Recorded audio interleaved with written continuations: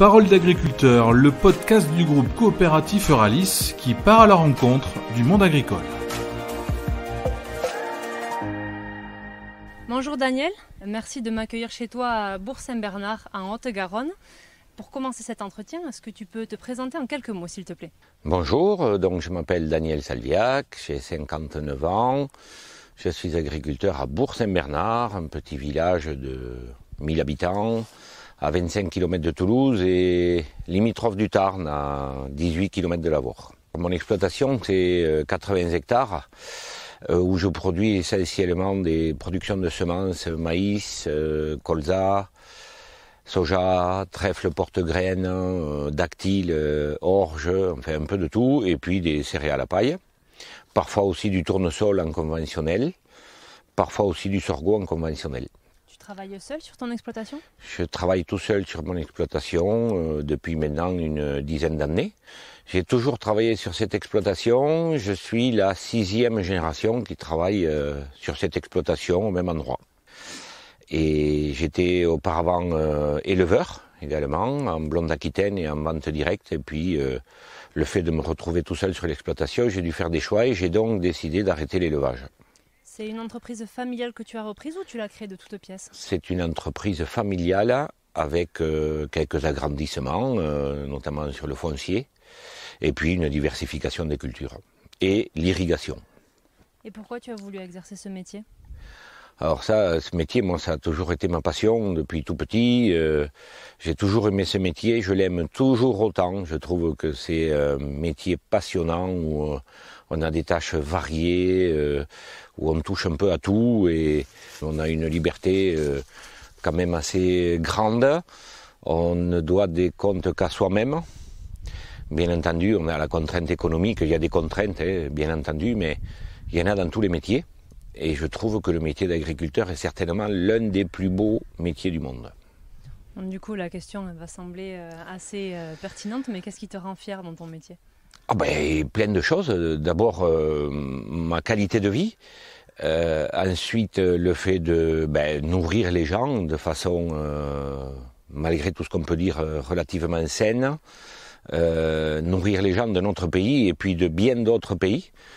Et d'exercer ce métier de la façon dont on peut orienter nos choix, on peut l'exercer de différentes façons. Moi, personnellement, je suis plutôt dans le conventionnel parce que j'estime que la production biologique, par exemple, c'est un autre métier et je ne me sens pas de me lancer à mon âge, en plus, dans changer mes pratiques et tout ça. Pour moi, ce serait un peu utopique même. Tu parles de se lancer dans l'agriculture. Si une personne qui voulait se lancer dans l'agriculture venait te voir, qu'est-ce que tu lui conseillerais? Je lui conseillerais d'aller au bout de ce qu'elle veut faire, parce que, comme je l'ai dit, ce métier est formidable. À mon avis, il n'y a pas besoin d'avoir une grosse structure pour vivre de l'agriculture. Il y a tellement de diversification possible. Ça va de l'élevage en passant par le maraîchage et tout un tas de productions qui ne sont pas forcément très mises en avant aujourd'hui, mais qui sont absolument indispensables. Et je pense, oui, je conseillerais de continuer dans cette voie et d'aller au bout. Surtout si c'est une passion, il faut vraiment aller au bout. Tu es agriculteur, mais tu es aussi coopérateur et même administrateur d'une coopérative. Est-ce que tu dirais que la coopérative, c'est une histoire de famille pour toi? Alors, une histoire de famille, non, parce que mon père n'était pas administrateur du tout. C'est quelque chose qu'il n'a jamais effleuré. Moi, on m'a sollicité il y a une vingtaine d'années, ou même un peu plus. Je suis rentré administrateur à Copéval pour remplacer un administrateur qui prenait sa retraite dans le secteur ici, secteur de Verfeil. Lors du rapprochement entre Copéval et Euralis, on m'a demandé de continuer à Euralis et c'est ce que j'ai fait. Ça aussi, c'est passionnant. Ça ouvre l'esprit. On voit beaucoup de choses que je n'aurais jamais connues si j'étais resté sur mon exploitation uniquement, quoi.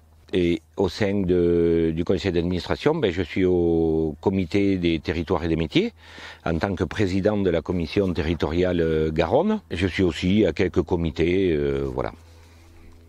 La fonction d'administrateur est quand même assez chronophage dans une structure comme celle d'Euralis. Comment tu arrives à concilier ton emploi du temps entre ta vie personnelle, ta vie d'agriculteur, ta vie d'administrateur? Alors, comme je l'ai dit souvent, En ayant 80 hectares, même en faisant des productions un peu spécifiques, comme les semences, qui sont quand même, qui prennent un peu plus de temps que le conventionnel, moi je m'estime à mi-temps sur l'exploitation, en étant équipé normalement, sans excès. Et donc ça me laisse du temps pour m'occuper aussi de la coopérative, participer à la vie coopérative. Même si des fois c'est contraignant, parce que mi-temps c'est bien joli, mais des fois les pointes de travail font que les rendez-vous à la coopérative, on ne peut pas les déplacer non plus, donc c'est là où il faut un peu jongler, et puis il faut parfois travailler le week-end ou la nuit, mais c'est tout à fait réalisable. Est-ce que tu peux nous parler de ton rôle en tant qu'administrateur dans la coopérative ? Alors le rôle d'administrateur, pour moi, il y a plusieurs niveaux, mais tout d'abord, c'est représenter les adhérents de la coopérative à la coopérative et faire une espèce de passerelle entre les exploitants agricoles qui sont adhérents et la gouvernance de la coopérative qui oriente politiquement les choix de la coopérative. Donc ça, c'est primordial. À mon avis, c'est le rôle essentiel, surtout en tant que président d'une commission territoriale. Et après, il y a aussi toute la vie coopérative à orienter politiquement sur les stratégies à moyen et long terme. Et ça, c'est aussi un rôle important.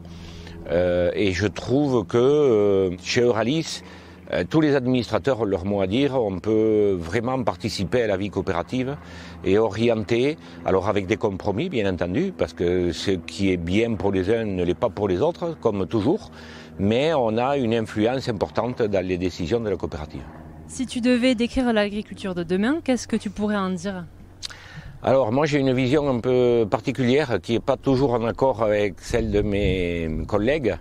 Moi je ne vois pas une agriculture uniquement avec des grandes exploitations de 500, 800, 1000 hectares. Je pense qu'il en faudra, il y en aura toujours.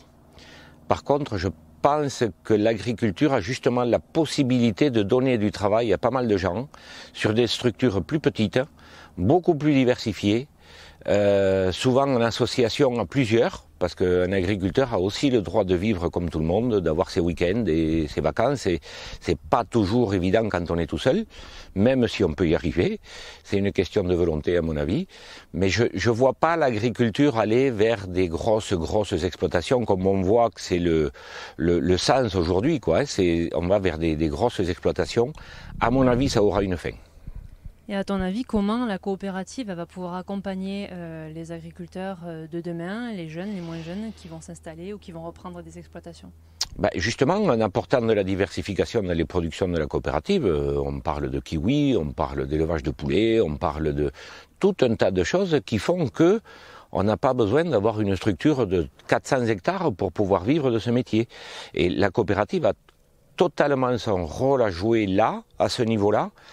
Bien entendu, tout en continuant à s'occuper des cultures et de la commercialisation des productions des agriculteurs, de la production des semences, parce qu'il y en aura toujours besoin. Et donc il y a plusieurs niveaux, mais la coopérative a un rôle essentiel, à mon avis, à jouer, d'autant que c'est la continuité de l'exploitation. Donc une exploitation sans coopérative, pour moi, c'est pas viable. C'est pas viable. Merci beaucoup, Daniel. Avec plaisir. Merci de nous avoir suivis. Vous pouvez retrouver d'autres podcasts, notamment sur Spotify, Apple Podcasts, Deezer et bien d'autres. À très bientôt pour un nouveau podcast.